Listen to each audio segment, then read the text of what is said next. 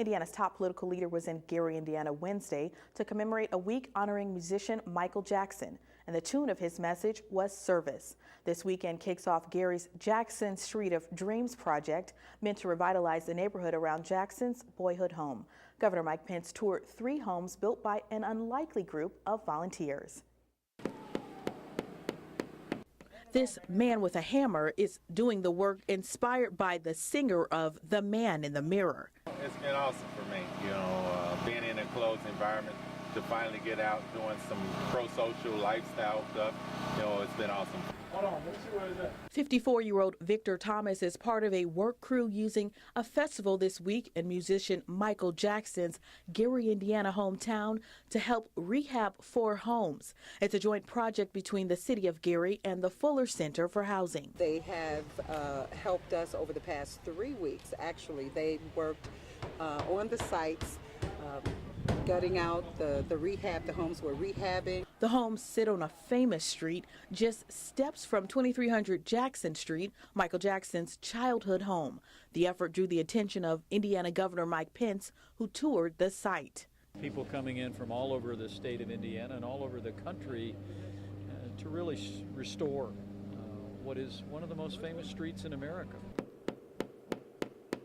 Way to go, Mayor. Volunteers, including Gary Mayor Karen Freeman-Wilson, I put in some time too. I learned to lay siding. Nailed, drilled, and patched the frames of the homes in a week-long blitz build. A blitz build is, okay, let's get it done in a week to show the commitment. You don't have to be, professionally skilled, but, just have a willing heart.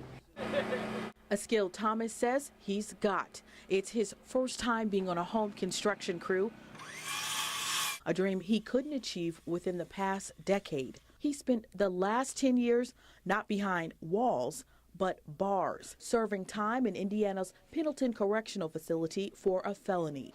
Being in prison, you do have to learn how to rethink and live a different way after living so long in an antisocial world.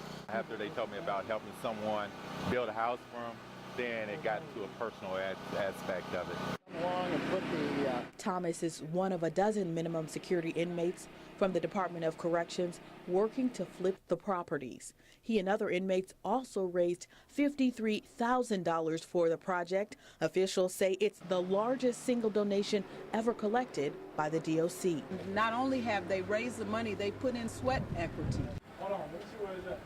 Them contributing to the community, I think, is one of the clear signs that they have, in fact, they are on the road to rehabilitation. Program officials say long after this build is complete and the tools put away, they hope the workers will learn life lessons that will remain with them in the future. They're picking up skills. Some of them, at least one of them, was a professional roofer beforehand. Others have had light carpentry skills. Others are really learning on the job. Thomas has 3 years left to serve on his sentence, and he says the work is welcome experience. And I wanted to familiarize myself with working back out in society. When I share this with my family, it's awesome not only for me but for them also.